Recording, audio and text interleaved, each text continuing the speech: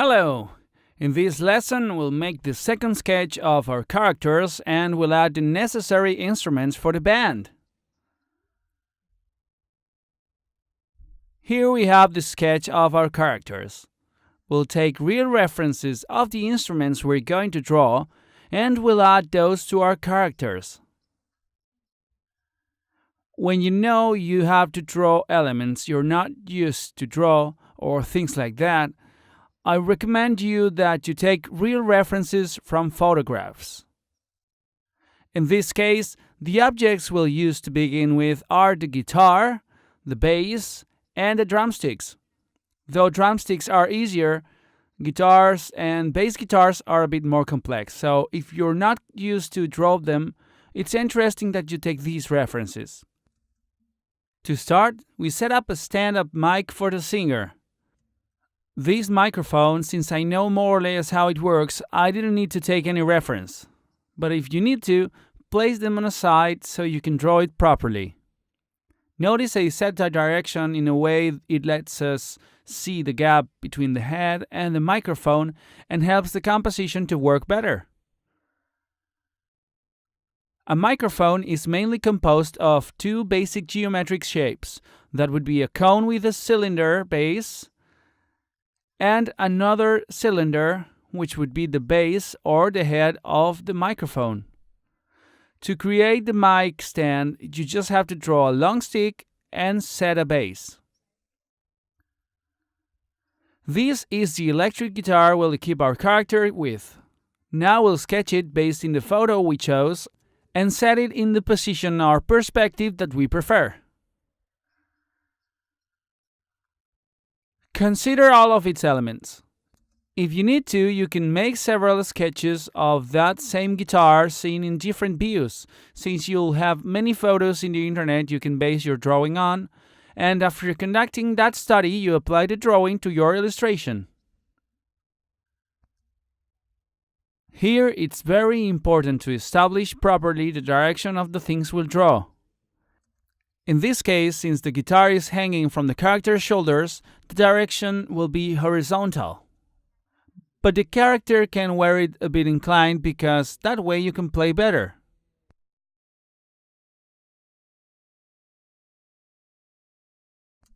Besides, this position contrast helps us to strengthen the character's pose.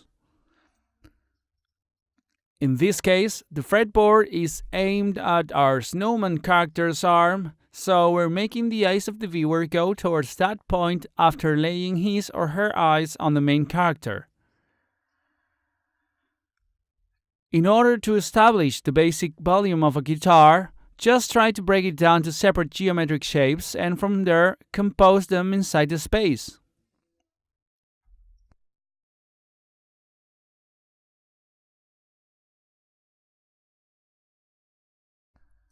The next instrument we'll draw is the bass guitar.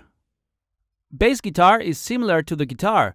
The difference is instead of having 6 strings, it has 4. We have to consider this if we're drawing a rock band since we can't set all the strings we like on or those kind of things. Details are important so our drawings are credible. When you're about to do the drawing of an object, consider what is the main function of that object. From there, you'll have to consider which are the essential elements when drawing them. For example, it's not the same drawing a bowl because it doesn't have a precise function for its components like a mechanism or an electric piece would, which would be necessary for its function, but a guitar does. The holes the guitar has inside its bass, the fretboard, and all these kind of things are super necessary. In case of a doubt, it's as easy as simplifying what you're seeing in the photograph inside your drawing. Besides, for example, in bass guitar you'll realize that in most photos you'll find it will have a similar shape. Bass guitars look more like between them than electric guitars. There are plenty models of electric guitars. Bass guitars, though there are many models, they look much more alike. This can help you when designing the objects. Remember that depending on the perspective you'll set your object in, you'll have to consider which sides are visible in that direction and which ones aren't. Because of this, if you don't know how to set volumes, I would recommend that you make a previous study in several positions and afterwards you place it in your illustration.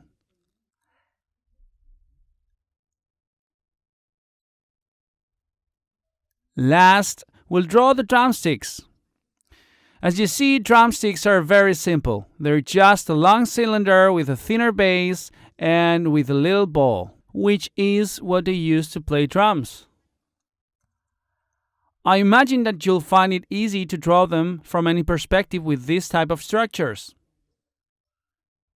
Good, so we'll design them properly for our character. It's important that if you don't know how to do some elements, though they're simpler elements, you'll draw them quite aware of it and taking references. In our case, it will be quite simple since it's a front view and we have both drumsticks straight. That's why we won't have any forced perspective like a foreshortened perspective.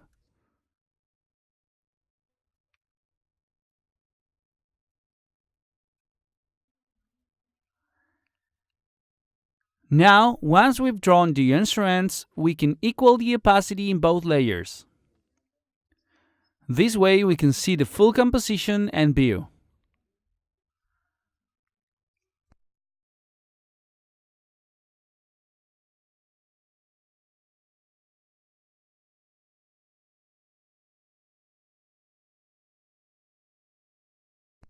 Next, before I start with the second sketch, I will erase the inner part of each of the characters, which is blocked by the instruments.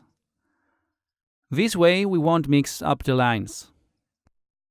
It's important that little by little, whenever you have all the volumes set and the compositions done, you erase the parts that won't be seen in the final drawing. If you don't need them anymore and it's very clear for you, and you decide what's the only thing that will be seen.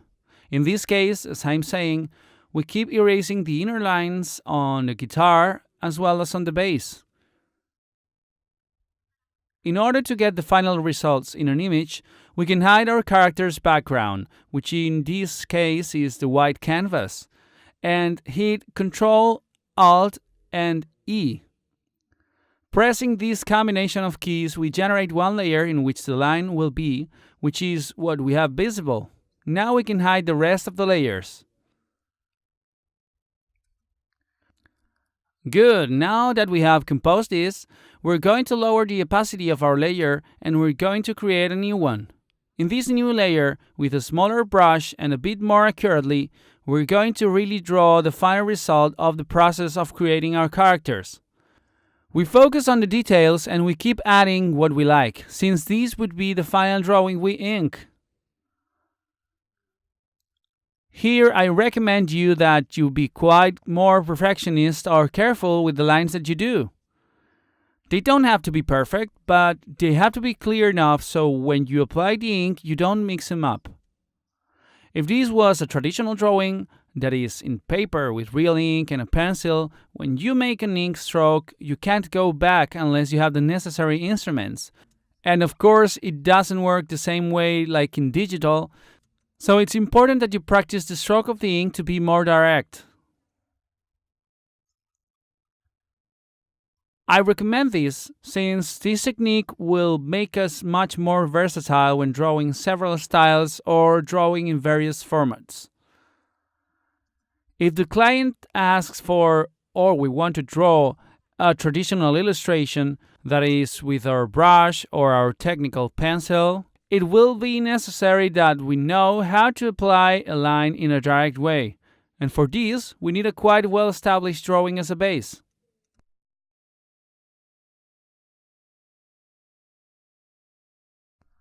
Remember, take it easy and enjoy doing all these strokes. All this is a very creative process, and now it's funnier because we have the base, we have the foundations, so now we need to add the details that will offer personality to our drawing. As always, you can reference other artists in order to aid you in how the final results of your drawing will be.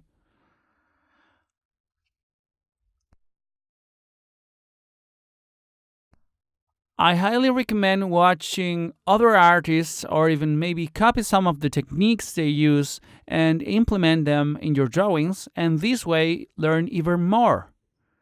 Learning is always the way to improve. And a way of learning, if we don't have a teacher, is observing and studying different artists. We really won't get the same results they get. We're always going to adapt it to our style, so bit by bit, we'll be generating our own style. Of course, when I say copying, I don't mean plagiarize another artist's illustration, but I mean, for example, that you study how that artist makes the eyes or other elements. Great! We've made the second sketch and the final drawing before inking. In the next lesson, we'll learn how to apply the ink on our characters before applying the flat color. I hope you liked this video, and I'll see you in the next one.